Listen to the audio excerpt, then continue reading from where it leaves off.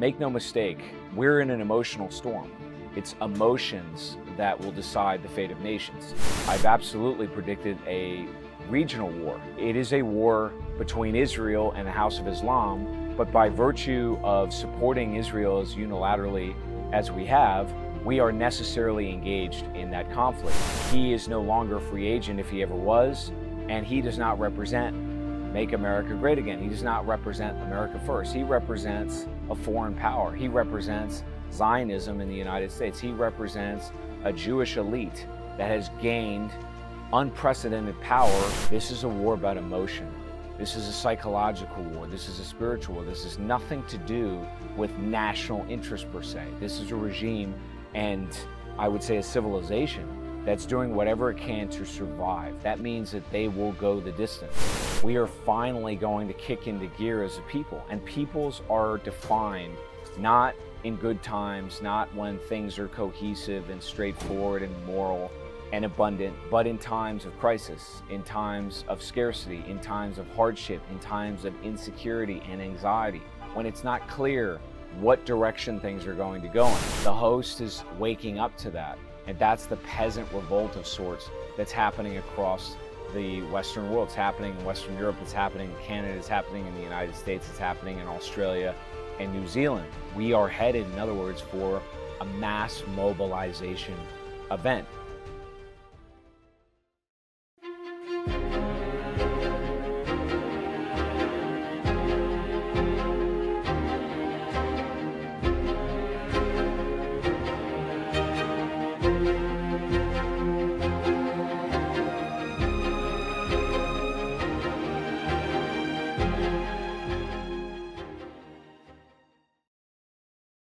Welcome back to Men and the City. I hope all of you are doing well.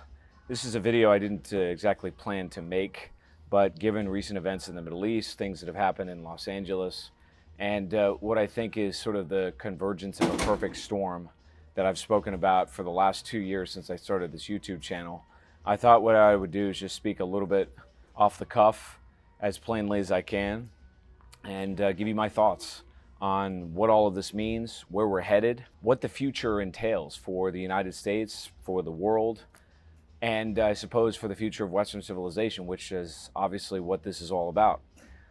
Before I do that, I want to read a passage from a book about the French Revolution, because I think it will help us contextualize the emotional turmoil, the emotional state that we're in right now. And make no mistake, we're in an emotional storm. It's emotions that will decide the fate of nations. It's not logic, it's not some kind of pre-planned demolition, it's not forces that are secretly controlling the strings from the heavens or from the shadows. It's the emotional ferment of people. It's the emotional storm that ultimately galvanizes wars, economic collapse, financial panics, and mass mobilizations. And I'm going to talk about all of those things in this video. Parisians were swept up in the conviction of belonging to a nation, a sovereign body that would defy the privileged orders and take charge of its own destiny. This way of constructing reality, the drawing of lines, the identification of a common enemy, the creation of collective self-awareness, can be understood as a process of radical simplification. So in the spirit of radical simplification, let's talk plainly about what's happening. If you go back to November of last year, there was, I would say, euphoria in the United States, less so overseas, but there was cautious optimism in Beijing, in Tehran, in Moscow, I think in capital cities around the world, that maybe we dodged a bullet. Maybe the ferocity of the war in Ukraine could be contained, if not ended. Maybe the genocide, the Holocaust that's happening in Gaza and beginning to spread could be stopped or potentially reversed by a new American president who was a free agent, a man who was committed to America first, who said in his own words that he wanted to end wars, that his administration would be defined by the conflicts we did not fight, by the conflicts that we avoided. We will measure our success not only by the battles we win, but also by the wars that we end, and perhaps most importantly, the wars we never get into. I forewarned at the time that that would not happen, that we would be engaged, that the wars in the Middle East would continue and escalate, that this Eastern European conflict in Ukraine would continue and potentially escalate. And we are entering into, it seems, a regional war in the Middle East, and that could potentially worsen or cascade into a global war. Now, I haven't necessarily predicted a global war, but I've absolutely predicted a regional war. And it is a war between Israel and the House of Islam, but by virtue of supporting Israel as unilaterally as we have, we are necessarily engaged in that conflict. We have blood on our hands. We are providing the munitions, the equipment, the armaments necessary for this tiny power that really doesn't have the economy, doesn't have the military, doesn't have the population to engage in this war without us. Donald Trump was supposed to be a free agent that would divest from that maniacal project. Therefore, Netanyahu is playing God. He's basically saying Israel is God in the region. And there's a curse, and the curse is Iran, Iraq, all of Iraq, Syria, Lebanon, and there's a little dot there for Gaza. If you really think about it, he's basically saying all of that has to be eliminated, that death has to be brought to that entire region. And I think what's happened in this last week, and I've been saying this since last year, is that he is no longer a free agent if he ever was, and he does not represent Make America Great Again. He does not represent America First. He represents a foreign power. He represents Zionism in the United States. He represents a Jewish elite that has gained unprecedented power over the Western world, especially in the United States. There is no daylight between the subversive control of Europe by this group or over the United States. It's all the same. And unfortunately, the American people elected a man who they thought was above that, who they thought was battling that, and he isn't. So what does this mean in the short term? Well, let me tell you what it doesn't mean. You're going to hear a lot of people say that Iran is a basket case, that it is not a power capable of fighting back, that regime change will be swift, that Israel has military supremacy, and if Israel alone can't do it, that the United States can easily step in and knock out Iran in a similar manner to what we did to Iraq. I guess that gets to the question, Ambassador, of whether Israel can truly neutralize this nuclear program. I mean, there's been a lot of talk about Natanz and just how deep underground that is, the way that it's protected by mountains. I mean, are there actual military capabilities to truly do away with it? Look, I don't think there's any doubt that Israel, apart from the enrichment site at Fordo, can destroy any of these facilities. Most of them are above ground. We could do a better job, and it's one reason why we should be working with the Israelis on this with our bunker buster capability. But I think they can effectively destroy Natanz. Fordo is under a mountain, so the Israelis can close the entry shafts and the air shafts, and you know, if you can't breathe, it's pretty tough to enrich uranium. That is not going to happen. This is the beginning of a very long war, a war that will be fought conventionally, a war that will demand industry. How bad will it get? To what extent will there be escalation? Could there be some kind of a nuclear confrontation? I think that's very possible. What I do know is that Iran is a major power in the world, that Iran is backed by great powers like China and Russia, that Iran has the support of the global majority. That is to say the BRICS nations, that is to say the Shanghai Cooperation Organization, that is to say the global South. Powers from Brazil to Saudi Arabia to India and China, and of course Russia, they will support Iran. Furthermore, because the United States is in the pocket of Israel, because we are necessarily obligated to them, because all of Congress is in their pocket and heaping nothing but praise and unquestioned loyalty to this rogue state, which is the state of Israel, the United States will inextricably be tied to whatever Israel does. In fact, we already are. So what that means is that Iran is not on an island, that in fact it is Israel that's on an island. That means that this regional war will spread, and the multiple fronts that Israel has already opened up a front in Lebanon against Hezbollah, a front in Yemen against the Houthis, a front in Syria against Turkish ISIL Sunni forces, against Palestinian Arabs in the West Bank and in Gaza, against potentially Egyptians in Sinai, and now, of course, against Iran. All of those fronts are going to inflame further. They're going to agitate further. This is a kind of isolation from a military strategic standpoint, the likes of which a lot of people in the West simply know nothing about, largely because they don't appreciate the radical change in the distribution of power that has occurred over the last 20 years. So the first takeaway here, folks, is that this is very definitely going to plunge the world into a regional war in the Middle East that could potentially spread beyond, because, as I said, Iran is not on an island. In fact, the global majority supports it, whereas Israel, backed by the United States, is very definitely isolated in ways that we perhaps have never been. And unfortunately, because of the incompetency, perhaps because of the untoward corruption of the President of the United States and the presidents that have come before him, we are going to be involved in this war. It also means that our forces, which are overextended, which are handicapped in terms of industrial capacity, which are a shadow of what they once were, which are poorly staffed, which are operating legacy platforms that are anachronistic and practicing doctrines that just don't apply to modern warfare anymore, that our forces are going to be targeted, that they are vulnerable, that we will lose ships and potentially thousands of sailors and beyond. Because you have to remember, we have tens of thousands of U.S. troops that are dispersed across the region.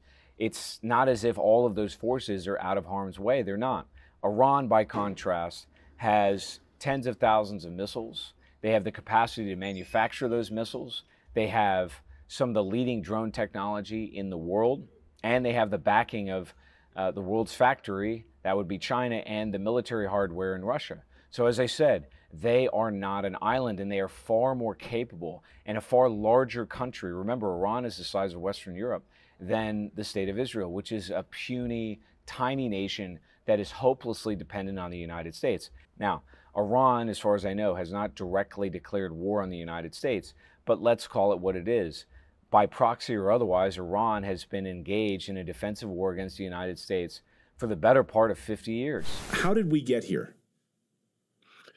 Well, we got here because the United States of America could never reconcile the fact that we lost an ally in Reza Shah Pahlavi back in 1978-79. We got here because of our support for Reza Shah Pahlavi. The people of Iran viewed the United States as an enemy. In a moment of passion, students captured the U.S. Embassy, held American hostages for hundreds of days, and it led to a failed rescue mission that had 8 American bodies left on the sands of the Iranian desert. We've never forgiven Iran for our failure there. It happened because of our intervention in Lebanon, where Iranian-backed militias blew up a Marine barracks, killing 241, 242, 203. I can't remember the exact number, American Marines, soldiers, sailors. We've never forgiven for that. We got here because we illegally invaded and occupied Iraq, and Iran supported the Shia of Iraq to resist this, and hundreds of Americans were killed because they were fighting Iranian-backed militias. We've never forgiven Iran for that. We got here because we've allowed our prejudice against Iran to be exploited by the Israelis to the point where we have denied Iran the right to have nuclear enrichment capability that was permitted under Article 4 of the Nuclear Non-Proliferation Treaty, which Iran is a signatory to and has adhered to inspections, but Israel is not. This is just the latest escalation, and yes, now I think this is a war. Why is it a war? It's a war because Iran has no way out, because the clerical regime, whether you like them, hate them, or otherwise, they're fighting for their survival. They were optimistic, potentially, caught off guard, and thought maybe they could strike a deal with the United States. Certainly Donald Trump indicated that he was open to talks, suggested that he was in opposition to an escalation from Israel. Well, that's over now. And so Iran faces a very similar situation to the Russians in 2022, which is, of course, why Russia launched a special military operation, because they felt that the NATO expansion, that the CIA built army in Ukraine, that the biolabs, etc., were a direct existential threat to their country, to their sovereign security. Iran is now in the same position, only worse. So they're going to strike back. How exactly they do that, I'm not sure, except to say that they have been planning for this for a long time. So this is the strategic landscape. It does not favor Israel. It does not favor the United States. And I think it's going to result in disaster for both countries. In fact, it may mean the end of Israel. And I think that's effectively what's going to happen. It's not going to happen right away. It's not going to happen in months, but it will likely happen in years. And eventually the House of Islam will congeal behind Iran, because all of the Arabs, all of the Turks, the Persians, the Muslims across the world are seeing this war for what it is, a war that was imposed upon them by a regime in Israel that wants nothing less than to establish their absolute supremacy, militant supremacy, nuclear supremacy, cultural, civilizational supremacy over the entire region of the Middle East and potentially over the world. That's what this war is about. So effectively, they have no choice but to fight, and we are going to be brought into that.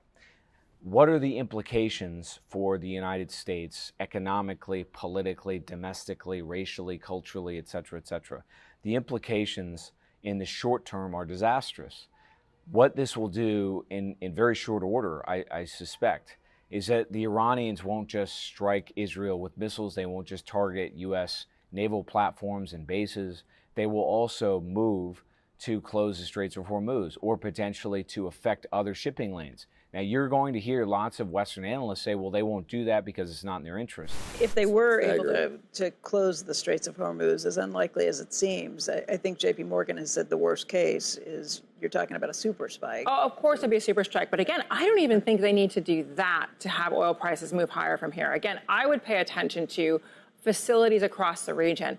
Iran backs militias in Iraq. They could target, Iraq's 4 million barrel plus production. Again, we saw a playbook in 2019. When we reimposed maximum pressure sanctions, the Iranians hit tankers off the coast of UAE. They hit pipelines. They hit Saudi Arabia's Abqaiq facility, taking off half of Saudi's production temporarily. It is noteworthy that countries in the region, such as Saudi Arabia, Qatar, have come out and condemned the Israeli action. They do not want to be targeted by Iran this time around. So again, there's a lot to be watching in terms of the region, in terms of oil.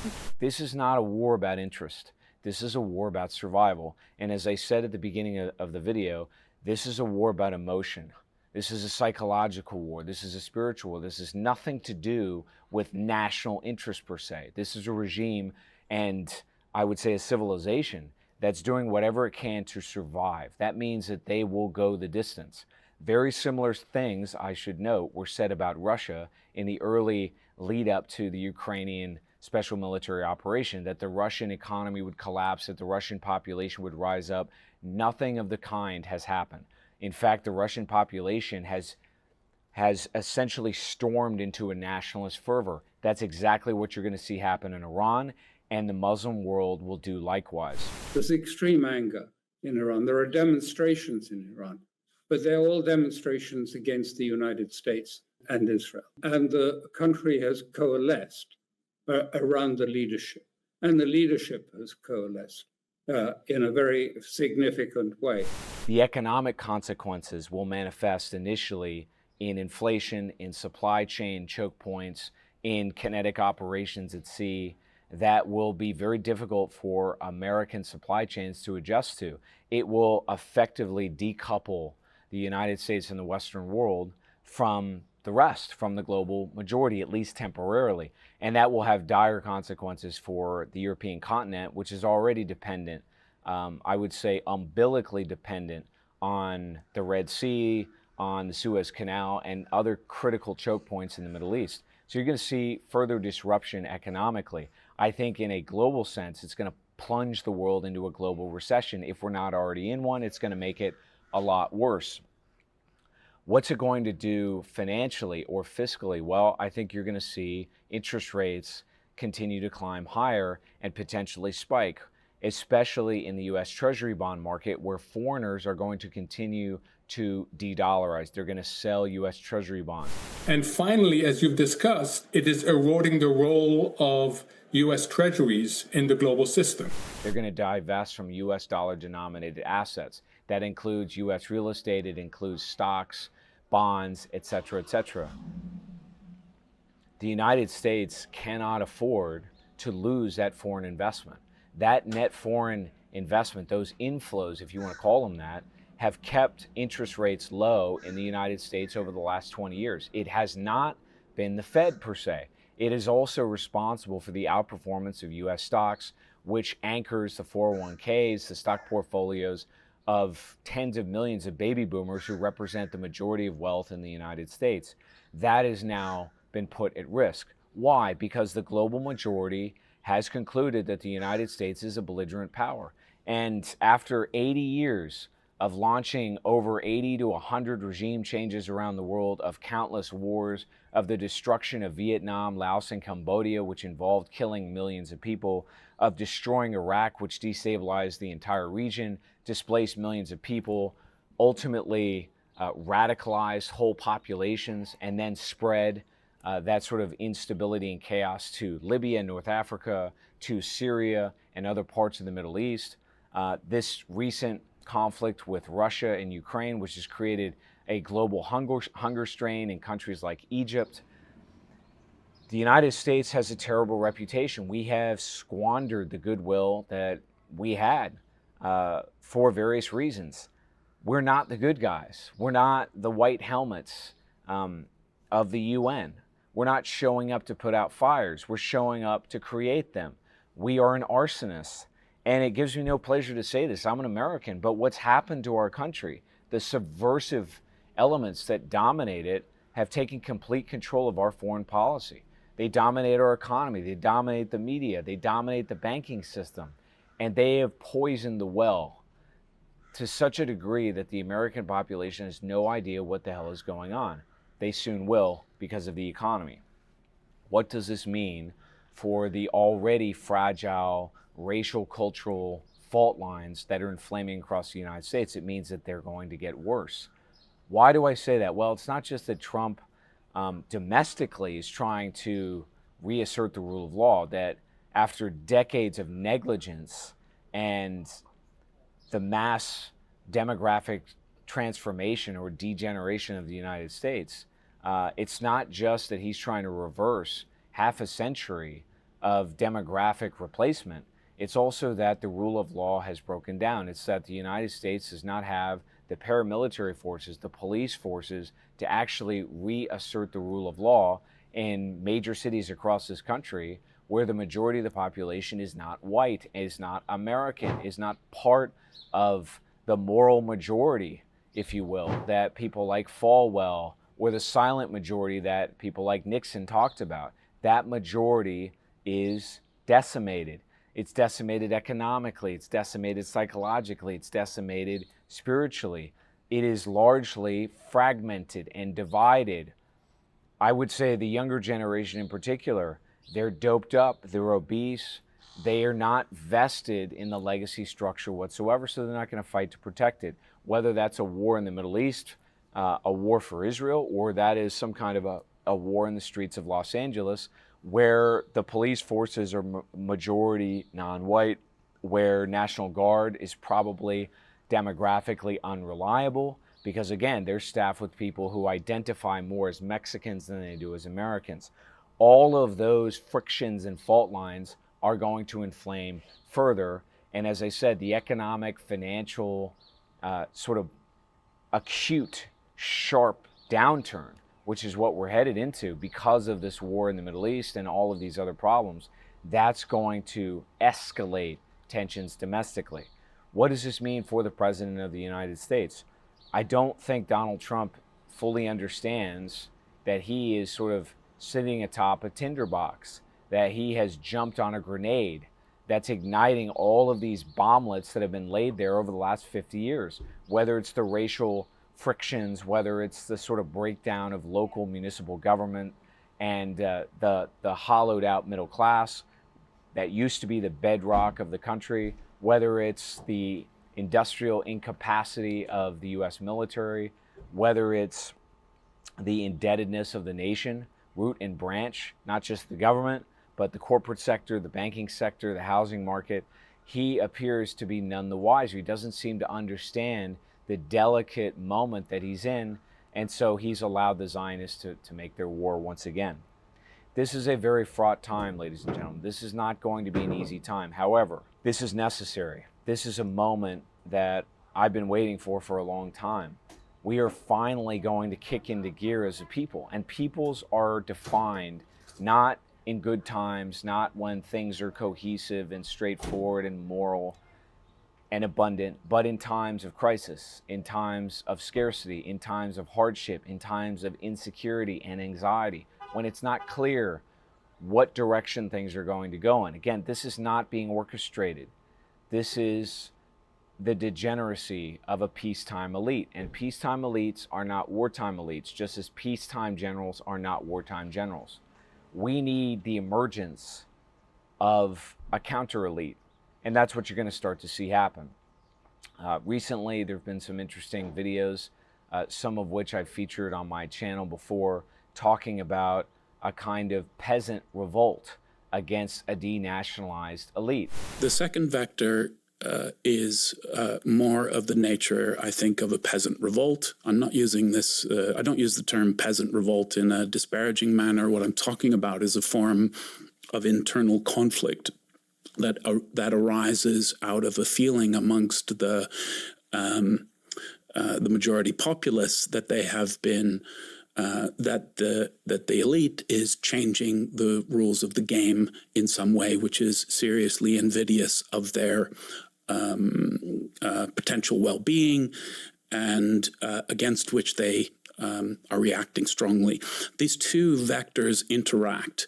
So on the one hand, as you and your listeners will well know, there is a very frequent now discussion of post-national elites, which talks about them having betrayed their own countries. That's a good way to look at it. The Western peoples who've been abandoned, betrayed, indeed are scorned by the people that run the European Union, the bureaucrats that run the Fed and the US government.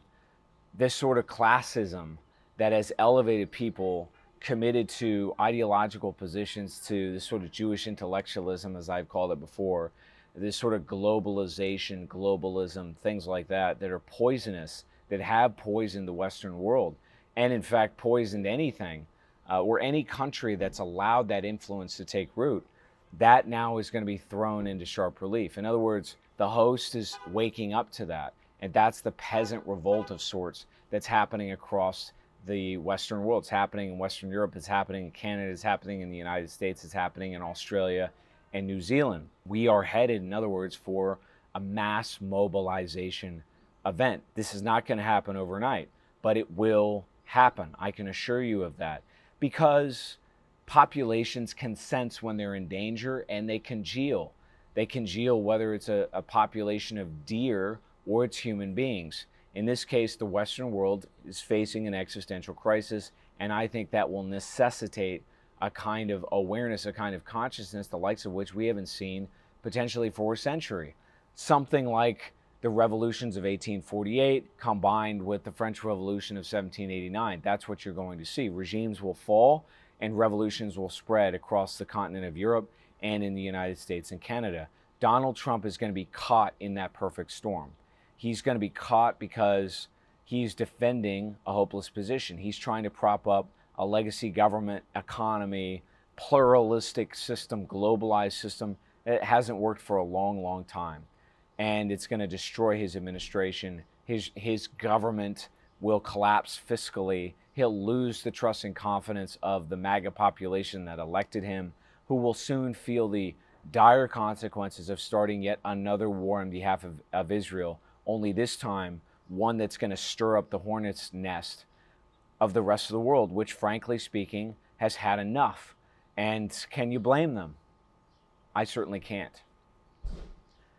This mass mobilization, this peasant revolt against denationalized elites, is going to congeal. You're going to see people's transatlantic cross-border in Europe come together. I do make the case that this isn't a specifically British problem. These conditions are prevalent more or less throughout the Western world and very heavily throughout Western Europe. You have to then say, well, that it's very likely if it breaks out in any one place, it will spread to others. How quickly does that happen? I'm not sure. The population hasn't yet come to grips with what I'm talking about, but I think they soon will. I really do. I think there's been a sense of this building for a long, long time. It's been unconscious, but it's becoming conscious. It's been invisible, but it's going to become visible. So you're going to see an escalation of conflict internationally, the epicenter of which is going to be in the Middle East. Wars are going to spread there. The House of Islam is going to awaken, just as sort of the Orthodox Russian Slavic consciousness has arisen in Moscow, in Russia, in Ukraine. There is going to be internally in the United States an escalation of the racial conflict, a war of national identity. Free them all! Free them all! Because an attack on one of us is an attack on all of us! And Los Angeles does not back down for that kind of fight. Continue fighting until we reconstruct every single institution from the ground up so that we can grant full amnesty for all immigrants. Demand full compensation for all of the victims of this criminal injustice system. What's going to change this is organizing, and not just any type of organizing, militant organizing. And that's going to spill over the border into Mexico, where conflict with the cartels, human trafficking, the drug problem, all of it is sort of coagulating into a perfect storm of conflict. That is where we're headed. So we're going to go to war with Mexico at the same time that this war externally happens. Overnight, the head of Mexico's Senate, the narco cartel-run Mexican government, now says they will annex the southern part of the United States and return Mexico's border to the 1830s map of Mexico. You think this guy's joking? Watch. Yo estuve en la Torre Trump cuando decía el presidente electo Donald Trump estaba 16 días de tomar protesta por primera vez como presidente, asumir el cargo. Y yo dije, si hacemos el muro, sí lo pagamos, pero lo hacemos con el mapa de México en 1830. Este es lo que era Estados Unidos en 1830. Y esto era parte de México, no era todo México. Si ustedes pueden ver, quizás un tercio, mínimo una cuarta parte del territorio norteamericano era parte de México. Now, Mexicans are demanding that Americans give back the land. And our big cities are going to descend into a kind of Hobbesian chaos. Then I think you're going to see the mass mobilization, the consciousness of the American people, the real America come to the forefront. This is just the beginning of the end of the old order.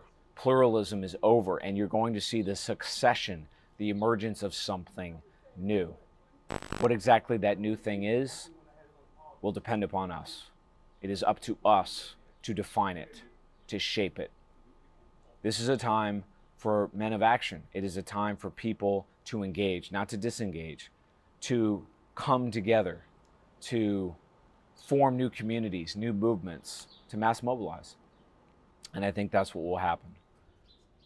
In the aftermath of this, you're going to see, rising from the ashes, a new, I think, more self-confident, more realigned Western civilization than we've seen probably since the 19th century. But it's going to be a painful adjustment. It's going to be a very stormy time indeed. So prepare mentally, psychologically, and otherwise, because if you are prepared, you're going to stand to thrive. You're going to be able to adjust and adapt. Wars never end the way they begin. Predicting the future is a fool's errand. But I can assure you that whatever comes next is going to be some kind of an inversion of what has come before in this sort of century of victimization that's emerged since the end of World War II. The post-World War II era, Bretton Woods, the legacy financial system centered in the city of London, Wall Street, the Basel banks in Switzerland, that's over. The United Nations as constructed, the globalized world as we've experienced it since the 90s, since the Chinese joined the World Trade Organization in the early 2000s, that world is over. This is not a trade war. It is a decoupling. This is not a world war as much as it is the emergence of a multipolar world.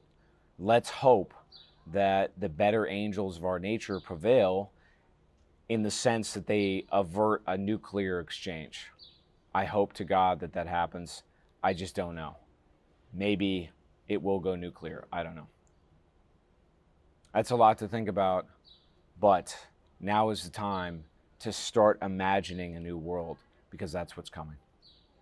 Stay tuned for more, and we'll talk soon.